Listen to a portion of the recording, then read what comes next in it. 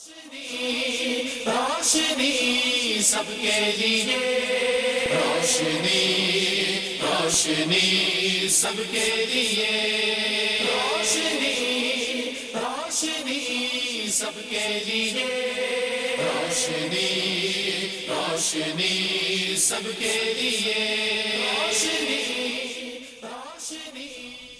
अल्लाह सुब्हानहू व तआला के नाम पाक से आगाज़, जो बड़ा मेहरबान निहायत रहम फरमाने वाला है। करोड़ों दुरूद व सलाम हमारे और आपके आका हज़रत अहमद मुज्तबा मोहम्मद मुस्तफ़ा सल्लल्लाहु अलैहि वसल्लम पर कि आपकी खिदमत अक़दस में हदाया दुरूद पेश करना अहले ईमान के लिए दुनिया और आखिरत में कामयाबी, भलाई, फलाह, नजात और बुलंदी दर्जात का ज़रिया है। अल्लाहुम्मा सल्लि अला सय्यदिना व मौलाना मुहम्मद व अला आले सय्यदिना व मौलाना मुहम्मद व बारिक वसल्लिम वसल्लु अलैहि। नाज़रीन मोहतरम, अस्सलामु अलैकुम। मैं हूँ आपका मेज़बान मोहम्मद रईस अहमद, रोशनी सबके लिए। इस प्रोग्राम के साथ हम हाजिर हुआ करते हैं मंगल जुमेरात पाकिस्तान के वक्त के मुताबिक कमोबेश रात 10 बजे से रात 11 बजे तक आपका और हमारा साथ रहता है। अल्हम्दुलिल्लाह सुम्मा अल्हम्दुलिल्लाह, गुज़िश्ता जो हमारा हफ़्ता गुज़रा है उसमें हमने कुरान को मौजू बनाया और कुरान के हवाले से, कुरान के मज़ामीन और उसकी तफ़हीम के हवाले से, उसके बारे में जानने के हवाले से और उसके मज़ामीन के हवाले से मुख्तलिफ़ हमने मौज़ूआत पर बहुत ही मुनासिब सवालात के साथ प्रोग्राम को सजाया और आपकी खिदमत में पेश किया, जिसे बहुत पसंद किया गया।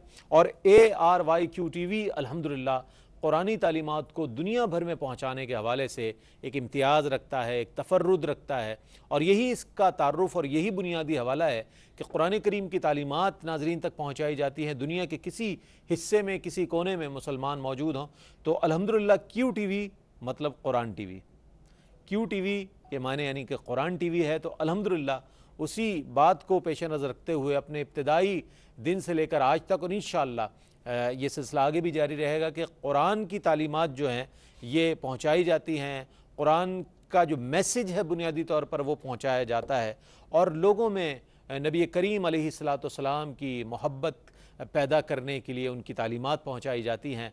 और सबसे बड़ी बात यह कि अहलुल्लाह की वो तालीमात के जो अमन, मोहब्बत और अख़ुवत पर मबनी हैं, उन तालीमात को पूरी दुनिया में फैलाया जाता है कि अहलुल्लाह ने जो अपनी कामयाब ज़िंदगियाँ गुजारी हैं, कुरान और हदीस की रोशनी में अपनी जो ज़िंदगी गुजारी है और मखलूक खुदा की खिदमत करते हुए जो ज़िंदगी गुजारी है, वो हमारे लिए एक बहुत बेहतरीन नमूना है।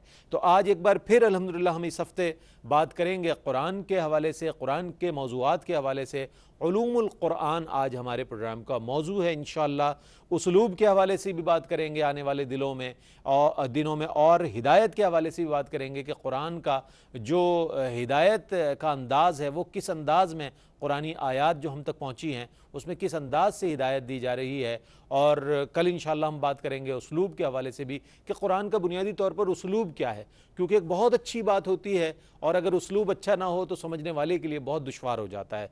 लेकिन कुरान का उसलूब यह है जनाब कि अहले ईमान पढ़े तो उसके लिए तो सुभान अल्लाह, लेकिन अगर गैर मुस्लिम भी पढ़ता है उसे तहक़ीक़ की गर्ज से और किसी और गर्ज से कि मैं ज़रा देखूँ तो कि ये जो सहीफ़ा है, जो आखिरी सहीफ़ा है जिस पर मुसलमान ईमान रखते हैं, उसके बारे में जानने की कोशिश तो करूँ, तो कुरान का उसलूब ऐसा है कि ये गैर मुस्लिमों को भी अपनी तरफ ले आता है और वो भी कुरान की रोशनी से ईमान की रोशनी हासिल करते हुए मुशर्रफ व इस्लाम होते हुए नज़र आते हैं। इंशाअल्लाह उलूमुल कुरान के हवाले से आज बात करेंगे और बहुत उम्दा सवालात के साथ हम आपकी खिदमत में मौजूद हैं।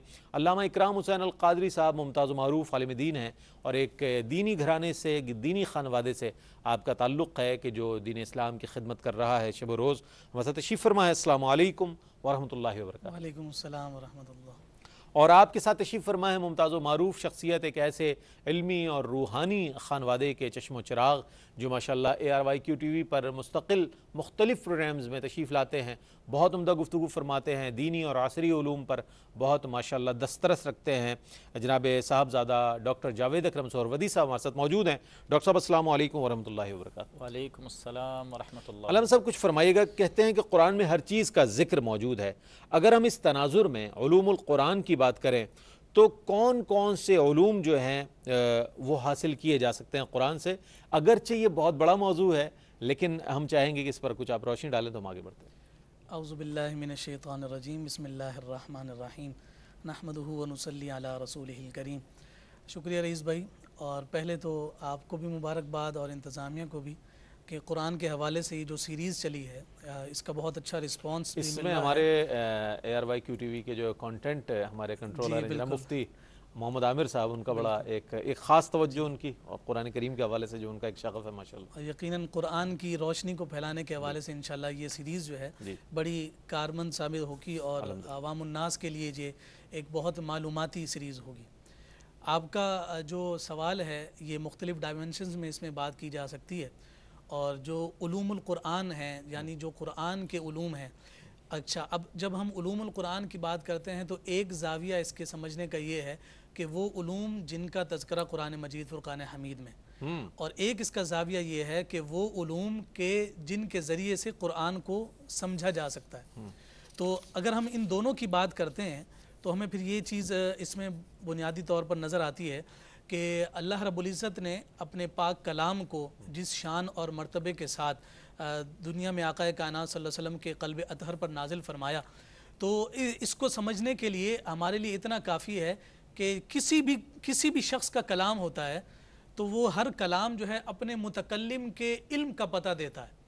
تو یہ قرآن مجید فرقان حمید یہ کلام الہی ہے، تو کلام الہی جب ہوا تو ظاہر سی بات ہے کہ اس کا جو متکلم ہے وہ خود رب ذوالجلال کی ذات ہے۔ سبحان اللہ، تو پھر اس کے اندر جو علوم کے جو ہے سمندر ہوں گے تو وہاں تک انسان کی رسائی کس حد تک ممکن ہو سکتی ہے، وہ ظاہر سی بات ہے کہ اس بحر علم میں غوطہ زن ہی رہے گا اور زندگیاں ختم ہو جائیں گی مگر وہ رب ذوالجلال کے علم کی جو ہے نا حد تک نہیں پہنچ سکے گا۔ تو جب ہم قرآن کو سمجھنے کی کوشش کرتے ہیں تو پھر جو علوم فہرست کے ساتھ ہماری سمجھ میں آتے ہیں، کوئی آیت نازل ہوئی تو سب سے پہلے ہم اس آیت کے سبب نزول کی طرف جاتے ہیں کہ اس آیت کے نازل ہونے کا سبب کیا ہے، یہ باقاعدہ ایک پورا علم ہے۔ پھر اس کے بعد اس سبب نزول کے بعد ہم اس کی تفسیر کی طرف جاتے ہیں، تفسیر و تعویل پورا علم ہے۔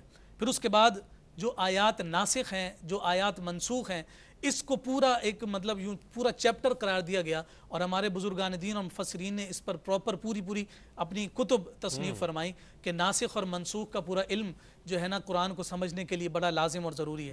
پھر اعجاز القرآن ہیں، پھر امثال القرآن ہیں، اسی طرح سے محکم اور متشابہ جو آیات ہیں ان کی جو بائیفرکیشن ہے، اوامر و نواہی ہیں، بالکل اس کا پورا علم ہے۔ اس کے ساتھ جو قصے قرآن مجید فرقان حمید نے ذکر کیے اس کے ذریعے سے جو پیغامات ہیں، تو یہ محکم اور متشابہ کے حوالے سے میں یہ عرض کروں کہ یہ محکم اور متشابہ کو اللہ رب العزت نے گویا اس انداز میں ذکر فرما دیا ہے کہ محکم وہ ہیں کہ جن کا جو پیغام ہے وہ بالکل واضح اور نمایاں ہے، جیسے توحید باری تعالیٰ ہے، اسی طرح سے انبیاء اور رسل کے قصے ہیں، اور اس طرح کی توحید اور رسالت کے بیان، توحید اور رسالت کا بیان، حلال اور حرام کے اوامر و نواہی، اور جو متشابہ ہیں جس کا پیغام واضح نہیں ہے اس کے بارے میں فرمایا کہ یہ وہ سر ہیں، یہ وہ جو ہے راز ہیں، اور جس پر فرمایا کہ یؤمنون بالغیب، تمہیں غیب پر ایمان لانا، عقیدہ آخرت کا اس کا تذکرہ ہے، مرنے کے بعد زندہ کیسے ہونا ہے۔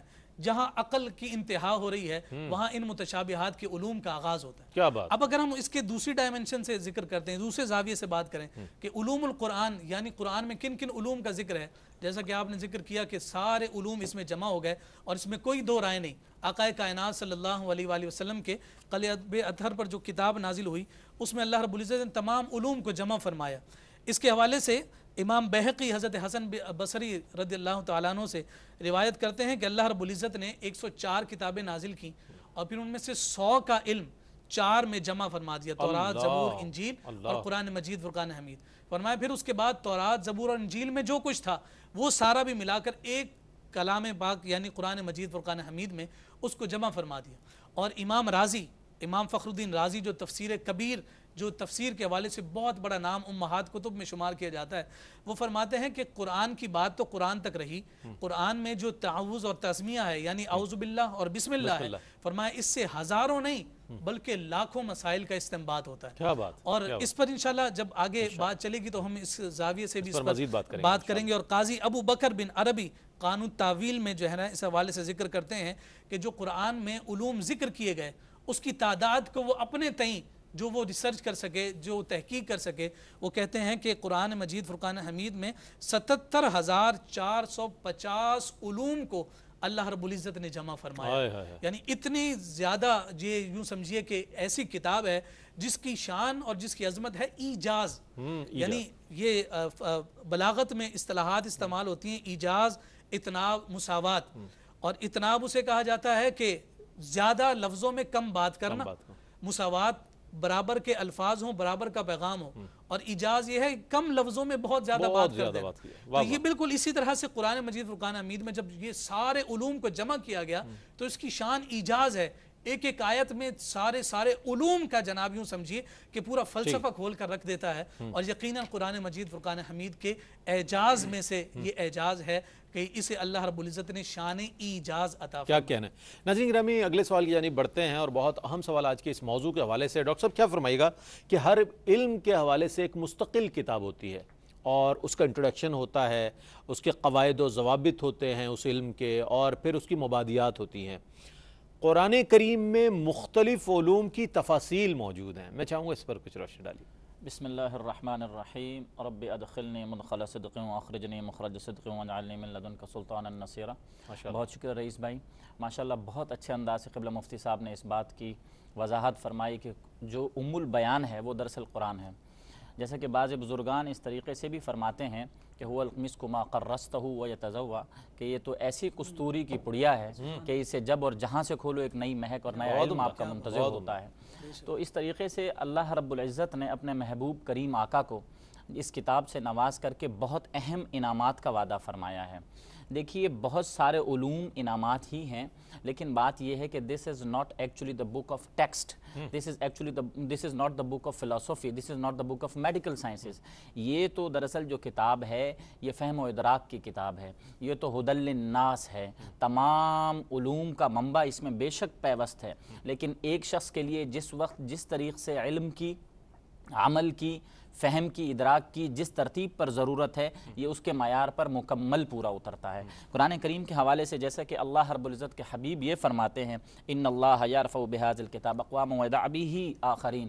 یہ ایک ایسی کتاب ہے، یعنی دیکھیے علوم کے حوالے سے آپ اس کو سائنس کے پلڑے میں یا جدید علوم کے پلڑے میں نہیں توڑ سکتے. ابھی تو ہو سکتا ہے کہ سائنس کے بعد بھی کوئی اور سائنس آ جائے، سائنس کے بعد بھی کوئی اور ایسے علوم آ جائیں جن کی قرآن کریم میں نشاندہی موجود ہو، لیکن ہماری عقل اور ہمارا ادراک اس کو نہ پہنچ سکتا. سر اگر آپ اجازت دیں تو ایک وقفے کی جانب بڑھ رہے ہیں، اور بہت عمدہ بات ارشاد فرمائی ڈاکٹر صاحب نے کہ یہ تو دور گزرنے کے بعد یہ تو تحقیق ہوتی رہے گی کہ قرآن میں کیا کچھ ہے.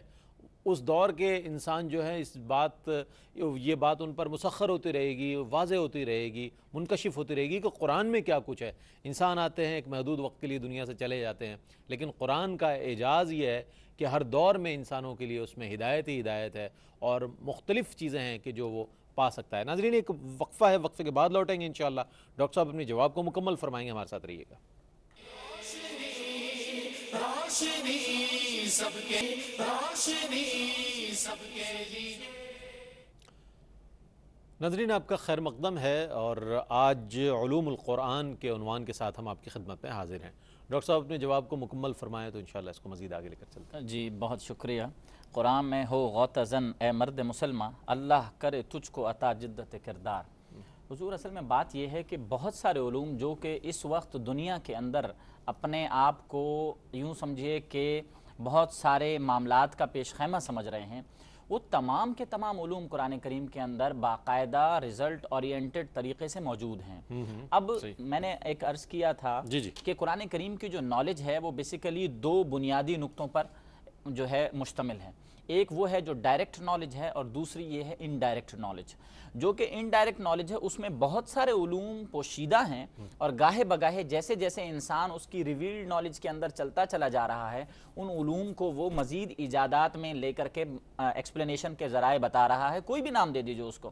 اگر آپ واقعہ معراج اٹھا کر کے دیکھ لیجئے سبحان الذی اسری بعبدہ لیلا من المسجد الحرام، اگر اس معاملے کو اٹھا کے دیکھ لیجئے تو یہ واقعہ، یہ معاملہ قرآن کریم کی یہ آیت اپنی انتہا پہ نظر آتی ہے. سائنسداں مان تو گئے کہ ایسا معاملہ ہو سکتا ہے، لیکن ابھی اس کی جہد میں لگے ہوئے ہیں کہ اس معاملے کی ترتیب اور تعویل کس طریقے سے ممکن ہے، لیکن یہ ہوا ہے. اگر دوسری جانب دیکھتا ہوں، قرآن کریم نے کہا تھا کہ ہم نے جس چیز کو پیدا کیا جوڑی میں پیدا کیا. پودے کو کوئی شخص میل اینڈ فیمیل میں ماننے کے لیے تیار نہیں تھا، لیکن آج کی سائنس آپ کو بتا رہی ہے کہ پودے کے اندر بائسیکچول کیپیسٹی موجود ہوتی ہے. ہم صرف مرد و زن کے اندر فرق کر رہے تھے. اسی طریقے سے ایسٹرونالوجی کی طرف اگر آپ چلے جاتے ہیں، وَالشَّمْسُ تَجْرِي لِمُسْتَقَرٍّ لَهَا، یعنی یہاں پر بھی وہ اس کی ترتیب کے حوالے سے بتا رہا ہے. اب اگر آپ ان باتوں کو لے کر کے رات اور دن کے آنے جانے، ان فی خلق السماوات والارض واختلاف اللیل والنہار، یعنی دن کے آنے جانے کا جو معاملہ ہے اس کے حوالے سے قرآن آپ کو اتھنٹیکیٹ کر رہا ہے کہ جو معاملات ہیں بیسیکلی جو نالج ہے بیسیکلی اس کے اندر جو علم جو پنہا ہے کہ رات پہلے آتی ہے دن اس میں مدغن ہوتا ہے. اسی طریقے سے جو آسمانوں کا علم ہے فی ستۃ ایام ثم استوى علی العرش، یعنی یہ والا معاملہ جو ہے اس کو اگر آ کر کے دیکھتے ہیں تو ہر چیز کے اندر جہاں قرآن کریم کے اندر اللہ رب العزت نے اپنی جائے مقام یعنی استواء عرش بتائی ہے وہاں پر بہت بڑے علوم کھولے ہیں کہ کہاں یہ ریویلڈ نالج موجود ہے. ڈاکٹر صاحب یہ ساری چیزیں تو منتہا کی نظر آتی ہیں، تو مبادیات کے حوالے سے آپ کیا ارشاد فرمائیے؟ جی بہت شکریہ. میں عرض کروں کہ دیکھیے بات یہ ہے کہ اگر ان معاملات کو میں اسی طریقے سے دیکھ لوں تو اگر تھوڑی سی ہم بات کرتے ہیں آج کل کے جدید فلسفیکل ایسپیکٹس کی، ہمیں جو نالج مل رہی ہے اس کے آنے سے پہلے اس کا تھیوریٹیکل بیس علم ہونا بڑا ضروری ہے. قرآن کریم جو ہے دیکھیے ہمیشہ تھیوری بہت محدود ہوتی ہے، جب آپ اس کی ایکسپلینیشن میں جاتے ہیں جب آپ اس کو بریف کرتے ہیں تو وہ انہینس ہوتی چلی جاتی ہیں.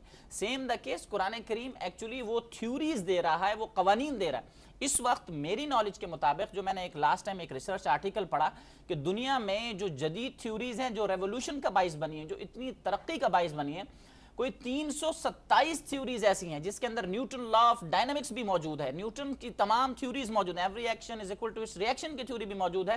یہ بھی قرآن کریم کے تمام علوم سے لیا گیا ہے. تو اگر آپ ان تمام علوم کو دیکھتے ہیں تو اس کا منبع کیا ہے؟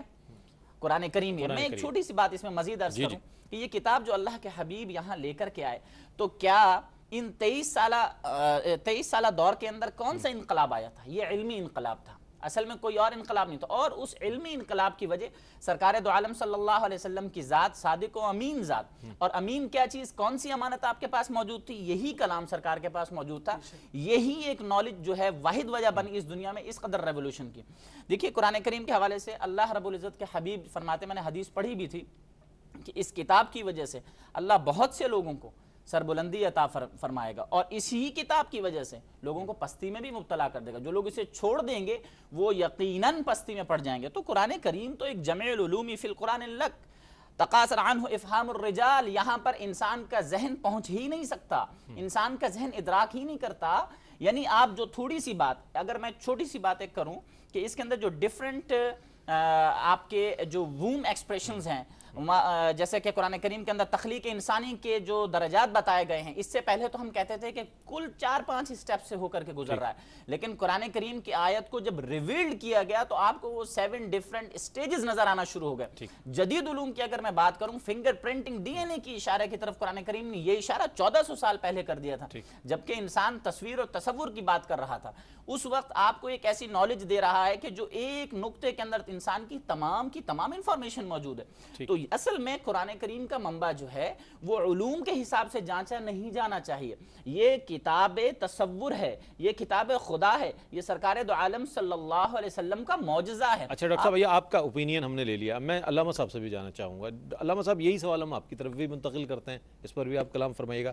اور دوسری بات یہ کہ ہر علم کے لیے ایک علیحدہ اور مستقل کتاب ہوا کرتی ہے، تو یہ فرمائیے گا قرآن کریم میں جو ہے وہ کیونکہ ایک ہی کتاب میں سارے علوم موجود ہیں تو اس کو ام الکتب بھی کہا جاتا ہے، تو میں چاہوں گا اس پر بھی کچھ روشنی ڈالیے. جی رئیس بھائی، بڑا خوبصورت سوال ہے اور ڈاکٹر صاحب بہت اچھے زاویے کے ساتھ اور ایک مختلف جو ہے جہت سے علوم القرآن پر اپنی خوبصورت گفتگو سے جو ہے سامعین اور ناظرین کو مستفید کر رہے تھے.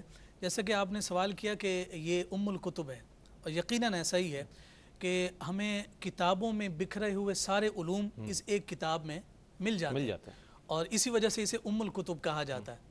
اب ہم یہ دیکھتے ہیں کہ جب کسی بھی سبجیکٹ کی کوئی کتاب ہوتی ہے تو اس کتاب میں اس کا پورا تعارف ہوتا ہے، اس کا انٹرو ہے. جناب میتھمیٹکس ہے تو اس کے فارمولاز کیا ہیں، میتھمیٹکس کس کو کہتے ہیں، پھر اس کے بعد اس کے ارتقائی مراحل کو طے کیا جاتا ہے، پھر اس کے بعد جا کے رزلٹ کی بات آ رہی ہوتی ہے. اسی طرح ہر علم کو آپ دیکھ لیں تو آپ کو یہی چیزیں نظر آ رہی ہیں. بالکل. لیکن قرآن مجید فرقان حمید میں اگر آپ یہ کہیں کہ جناب حساب کتاب بتائیے کہ حساب میتھمیٹکس کا ذکر کہاں ہے، تو مبادیات تو آپ کو نہیں ملیں گے.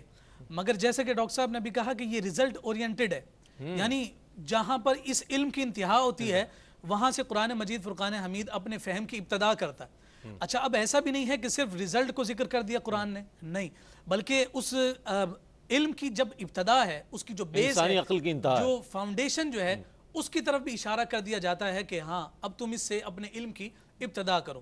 بہت ساری قرآن مجید فرقان حمید کی آیات بھی اس حوالے سے ہمیں ملتی ہیں. جیسا کہ ہم معیشت کو دیکھتے ہیں, اکنامکس ہمارے سامنے نظر آتی ہے, تو قرآن مجید فرقان حمید نے ذکر کیا اوف الکیل والمیزان. اسی آیت سے جناب آپ یوں سمجھیں کہ یہ بیس بنی اور اس پر پوری آپ کی معیشت کھڑی ہوگی. پھر اس کے بعد جب تصوف کی بات کرتے ہیں کہ جناب یہ تصوف کیا ہے, تو قرآن نے کہا ان اللہ یحب المحسنین. اب جب ان محسنین کی تعریفات کو کھولنا شروع کیا تو پورا تصوف کا علم ہمارے سامنے آ گیا. پھر فرمایا یہ جو فن شعری ہے, قرآن شاعری نہیں ہے, مگر اس شعری کی بنیاد کہاں ہے, وَالشُّعَرَاءُ يَتَّبِعُهُمُ الْغَاوُونَ. پھر اسی طرح سے فرمایا علم نجوم کی بات آ گئی, علم سیاحت کی بات آئی. سیاحت کس کو کہا جائے گا, سیاحت ہوگی کیسے, فرمایا سیرو فی الارض, زمین پر گھومو پھرو, اللہ رب العزت کے جناب علامات کو, اللہ رب العزت کی جو قدرت کے شاہکار ہیں, مناظر ہیں, ان پر نظر کرو, یہی تمہاری علم سیاحت بن جائے گا. علم کاشتکاری ہے جس کے ذریعے سے جناب انسان بھی غذا لیتا ہے, دیگر جناب زمین پر رینگنے والے جانور بھی غذا لیتے ہیں, چوپائے بھی غذا لے رہے ہیں. اس کاشتکاری کی ابتدا کر دی اَأَنْتُمْ تَزْرَعُونَهُ أَمْ نَحْنُ الزَّارِعُونَ. اور پھر اس کے بعد علم ہنسا کی بات کی جائے, فرمایا انطلقوا الی ظل ذی ثلاث شعب. پھر اس کے بعد جب علم وصیت کی ابتدا, جو علم وصیت کو جو ہے اللہ رب العزت نے فرمایا الوصیۃ للوالدین والاقربین, اس وصیت کے ذریعے سے پورا وہ اس کا چیپٹر کلوز کر دیا, ابتدا بھی مل گئی اور رزلٹ بھی اس کا ذکر کر دیا گیا. پھر علم طب کی بات ہوئی. اب یہ دیکھیے علم طب کا کتنی بڑی خوبصورت بات, پوری آپ کو بایولوجی ہو یا میڈیکل سائنسز آپ کے سامنے نظر آتی ہے, اور آپ کو آج کل سب سے زیادہ گنجلک جو علم نظر آتا ہے وہ علم طب ہے, لیکن قرآن نے اس کی ابتدا ذکر کر دی, فرمایا کلوا واشربوا ولا تسرفوا. اگر اس پر ہم غور کرتے ہوئے جب دیکھتے ہیں تو پوری میڈیکل سائنسز جو ہے اسی پر جو ہے نا اس کی ابتدا ہوتی ہوئی نظر آتی ہے. علم استدلال کی بات کر لیں, لو کان فیہما آلہۃ الا اللہ لفسدتا. اب علم میراث اور علم الفرائض کی بات کی جائے تو پھر وہ پورا ایک رکوع یوصیکم اللہ فی اولادکم کا پورا ایک رکوع علم المیراث اور علم جو ہے فرائض کو ذکر کر رہا ہے.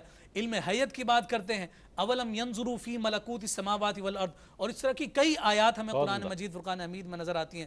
علم الامثال کی بات کریں, ان اللہ لا یستحیی ان یضرب مثلا ما بعودۃ فما فوقها. گویا یوں سمجھیے کہ جہاں پر جو ہے نا انسان کی عقل کی انتہا ہوتی ہے وہاں تک بھی یہ قرآن پہنچاتا ہے, اور اس انتہا تک پہنچنے کے لیے جو ابتدا کی ضرورت ہے قرآن اس ابتدا کی جانب بھی اشارہ کر دیتا ہے. فرمایا تمہیں کہیں بھی بھٹکنے کی ضرورت نہیں پیش آئے گی, تمہیں اپنے علم کی ابتدا کرنی ہے تب بھی قرآن کو دیکھو, اور اس علم کو کہاں تک پہنچانا ہے اس انتہا کو بھی دیکھ لو. فرمایا ابتدا اور انتہا قرآن نے ذکر کر دی, اور پھر اس کے بعد فرمایا کہ لعلکم تتفکرون, درمیان کے جو سارے علوم ہیں یعنی اسے ابتدا سے انتہا تک جو پہنچانا ہے اس میں پھر تفکر کرو, تدبر کرو, اور پھر قرآن کے اس نور سے فیض حاصل کرتے چلے جاؤ. یہ سارے علوم تمہاری جو ہے نا گود میں آ جائیں گے, تمہاری دسترس میں آ جائیں گے جب تمہارا تعلق قرآن کے ساتھ وابستہ اور مضبوط ہو جائے گا. واہ واہ واہ, جب قرآن کے ساتھ تعلق اور رابطہ مضبوط اور مربوط ہو جائے گا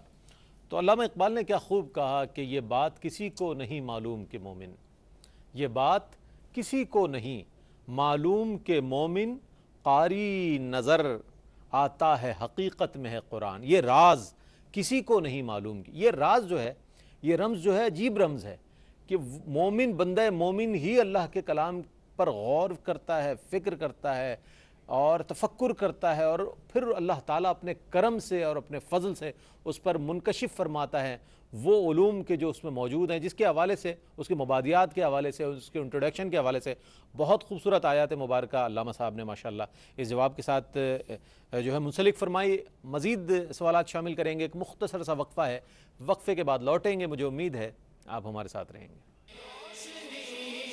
روشنی سب کے لیے, سب کے لیے روشنی, روشنی. ناظرین آپ کا خیر مقدم ہے. علوم القرآن آج روشنی میں ماشاءاللہ موضوع ہے, اور آج منگل ہے. آج ہم علوم القرآن کے حوالے سے بات کر رہے ہیں. کل اسلوب ہدایت کے حوالے سے انشاءاللہ بات کی جائے گی, اور جمعرات کو انشاءاللہ اللہ نے چاہا تو اعجاز القرآن کے حوالے سے ہم بات کریں گے. تو آج جو موضوع ہے علوم القرآن کا بہت اہم موضوع. اب ہم دور جدید کے حوالے سے ڈاکٹر صاحب آپ سے بات کرنا چاہیں گے کہ دور جدید میں جو رائج علوم ہے اور جو معروف علوم ہیں جن کی بہت زیادہ ضرورت محسوس کی جا رہی ہے وہ میڈیکل سائنسز ہے, کمپیوٹر سائنسز ہے اور دیگر علوم ہے. ان علوم کے حوالے سے قرآن ہماری کیا رہنمائی کرتا ہے؟ میں چاہوں گا اس پر، چونکہ نوجوان نسل جو ہے نا وہ جناب اتنی قریب نظر نہیں آتی قرآن سے جتنا ہونا چاہیے ایک مسلمان کو. میں چاہوں گا فرمائیے. جی بہت شکریہ. بیسیکلی انسان جو ہے یہ جب بھی قرآن کریم کو اصلاحی پہلو سے دیکھتا ہے اور اپنے نظریات کو جیسا کہ سرکار دو عالم صلی اللہ علیہ وسلم کی طرف یکسو ہو کر کے اپنے عمل کو دیکھتا ہے تو اس وقت اس کو بہترین قدرت کے کارخانہ میں وہ تمام علوم کی دسترس نظر آتی ہے کہ یہاں یہاں یہاں اللہ رب العزت اپنے کرم فرما رہے ہیں. دیکھیے بات یہ ہے کہ ہم نے بہت ساری چیزوں کو سبب کے اعتبار سے سوچنا شروع کر دیا ہے، جبکہ ہماری نگاہ اس وقت اپنے علم کے اوپر تو ہے، اپنے عمل کے اوپر تو ہے، لیکن مسبب الاسباب سے ہٹ رہی ہے. یہی وجہ ہے قرآن کریم وہ جو تھیوریٹیکل نالج یعنی جو لا بیسڈ نالج ہے، جو نالج آف پرفیکشن ہے جو آپ کو دے رہا ہے، وہ اس لیے اتنی پرفیکٹ ہے کہ آپ کو مزید کوئی تک و دو نہ کرنی پڑے، آپ کو نتائج اخذ کر کے اس نے دے دیے ہیں.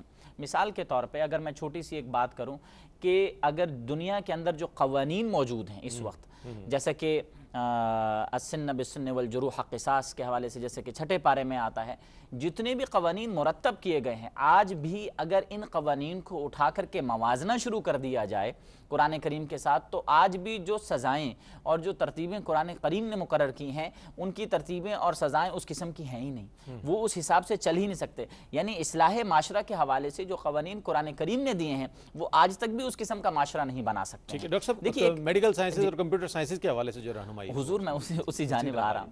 دوسری بات یہ ہے کہ سرکار دو عالم صلی اللہ علیہ وسلم کا یہ معجزہ ہے. دیکھیے کمپیوٹر سائنسز، ونس اگین میں ایک بات کروں، کمپیوٹر سائنسز خود کوئی سائنس نہیں ہے، وہ تو کچھ ہنسوں سے مل کر کے ایک مجموعہ بن گئی ہے اور اس کے اندر بہت سارے علوم کو ہم کیٹیگوریکلی آبزرو کرنا شروع کر دیتے ہیں. اصل میں جو علوم سائنسی ہے وہ حسابیات ہے. حسابیات دراصل کس کی ایجاد ہے؟ مسلمانوں کی ایجاد ہے. اور مسلمان کس طریقے سے اس کو ایجاد کر رہے تھے؟ آپ دیکھیے زکوٰۃ کے علوم کے حوالے سے جیسے ہی کس ترتیب پر زکوٰۃ کے علوم بنائے جائیں، زکوٰۃ کو کس ترتیب پر دینا ہے، کیا اتھارٹیز ہونی چاہیے، کیا کیا ترتیب، کیا کیا پرسنٹیج ہونی چاہیے، ان پر جب مسلمانوں نے غور کیا تو پھر انہوں نے الجبرا ایجاد کیا. آج وہی الجبرا تھیورم بیس اٹھا کر کے آپ نے کمپیوٹر میں ڈال دیا اور وہ آپ کو بہت ساری کیلکولیشن دے رہا ہے. ونس اگین اسی طریقے سے ایک نالج آپ کو میڈیکل سائنسز کے حوالے سے مل رہی ہے. قرآن کریم نے تو آپ کو اس دور کے اندر جو معاملہ بتایا، یعنی جو چاند کی سورج کی ڈھال کے حوالے سے بتایا، آج آپ جدید عدسوں سے اسی کمپیوٹر بیس نالج کے ذریعے سے دیکھ رہے ہیں. ایک فنگر ٹپ پہ آپ بیٹھے ہوتے ہیں اور دیکھتے ہیں کہ فلاں چیز کہاں موجود ہے اور فلاں چیز کس طریقے سے. قرآن کریم انسان کے ذہن کے اندر یہ کمپیوٹر فٹ کر رہا ہے. صحابہ کو دیکھیے تو وہ تمام کے تمام علوم ان کو ایک ایک صحابی کو اپنے حساب سے یاد تھے، اپنے حساب سے وہ مزین تھے. اصحابک النجوم، یعنی وہ کس لیے کہا گیا اصحابک النجوم؟ یہی تو بات تھی کہ صحابہ کے اندر وہ میکینکس اور وہ میکینزم اس 23 سالہ زندگی کے اندر سرکار نے پیدا فرما دیا تھا کہ جو آج ہمیں اشد ضرورت ہے. پھر میں عرض کروں کہ ڈیفرنٹ، اگر میں فزکس کی بات کرتا ہوں آپ کے سامنے، فزکس بھی ایک ماخذ ہے، یعنی کہیں سے یہ علم نکلا ہے، اس کی بھی بنیاد میتھمیٹکس ہے.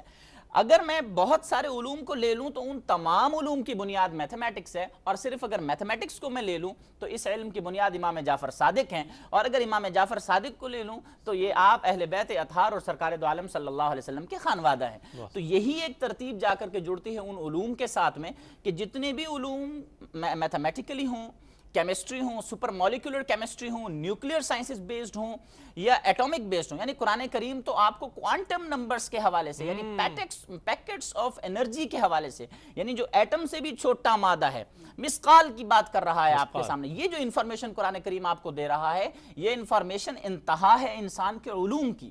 پھر میں ایک عرض کروں کہ اگر صرف اسی بات کو ہی میں یہاں ختم کر لوں تو اس سے بات بنے گی نہیں. اصل میں لا ریب فی، آپ اس کی مثل نہیں لا سکتے. یہ وہ چیز ہے، یہ وہ کلام ہے، یہ وہ علم ہے کہ انسان آج عمل کرے گا تو کل قرآن کریم کو کھول کے دیکھے گا تو قرآن کریم کا علم اس کو آگے نظر آئے گا. یہی وہ ترتیب ہے جو سرکار دو عالم صلی اللہ علیہ وسلم کے فرامین سے ہمیں ملتی ہے. دیکھیے دور جدید میں جب بھی میں دیکھتا ہوں کہ سرکار دو عالم صلی اللہ علیہ وسلم کی ذات امی ہے، دیکھیے امی ہونے کی وجہ کیا ہے؟ آج میں کسی سے سوال کروں کہ بھائی تم کتنے پڑھے لکھے، وہ بولے گا میں ایک آدھ دفعہ تو اسکول گیا تھا. لیکن سرکار دو عالم صلی اللہ علیہ وسلم کی ذات امی ہے، یہ ایک معجزہ ہے.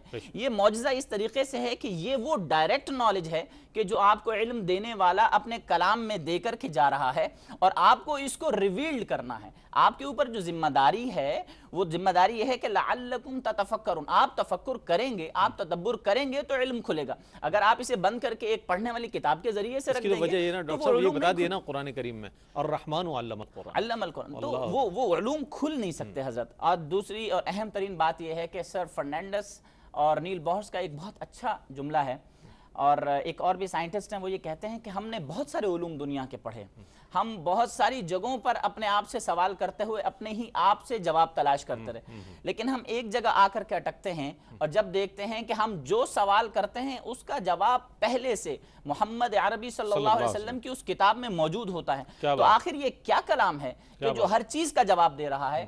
یہ ہمارے اوپر فائنڈنگ ڈیو ہے حضور، یہ قیامت کے دن ہم سے پوچھا جائے گا اور اس کا سوال ہوگا. تو اس لیے اس کی اہمیت کو ہمیں سمجھنا چاہیے. بہت اچھے انداز میں ڈاکٹر صاحب نے جو ہے اپنے جواب کو مکمل فرمایا اور مختلف اینگل سے مختلف زاویوں کے ساتھ اپنے اس جواب کو مکمل کیا. اچھا میں یہ جاننا چاہوں گا اجمالاً ڈاکٹر صاحب نے بھی اس پر گفتگو فرمائی کہ ابتداً کن کن صحابہ کرام رضوان اللہ تعالیٰ علیہ مجمعین نے علوم قرآن کے کن کن شعبوں میں اپنی خدمات، واضح خدمات انجام دی. میں چاہوں گا اس پر کچھ کلام فرمائی.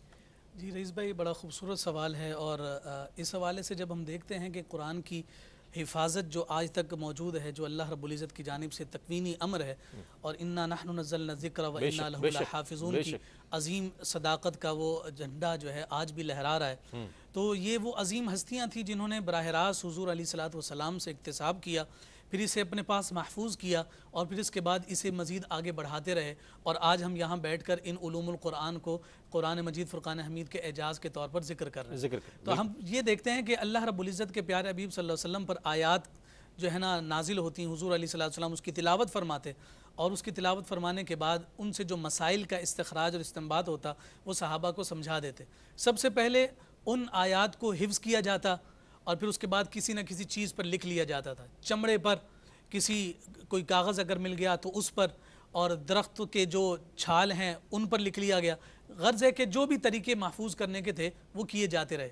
اس میں جو ہے سب سے بڑی جو خدمت ہے، یعنی قرآن کی حفاظت کے حوالے سے اگر علوم القرآن کی بات کریں تو محافظت قرآن میں سب سے بڑا جو کردار ہمیں نظر آتا ہے وہ حضرت زید بن ثابت رضی اللہ تعالیٰ عنہ.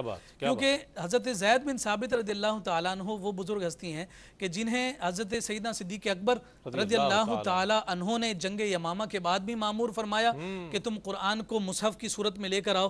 تو وہ جو شورا بنی تھی اس کے جو انچارج تھے حضرت زید بن ثابت تھے. پھر اس کے بعد سیدنا عثمان غنی رضی اللہ تعالیٰ عنہ نے جب اس مصحف کی نقول بنا کر جو ہے نا جہاں جہاں تک سلطنت اسلامیہ موجود تھی وہاں بھجوائیں، تو اس وقت بھی اس کام کے جو انچارج تھے وہ حضرت زید بن ثابت رضی اللہ تعالیٰ عنہ تھے.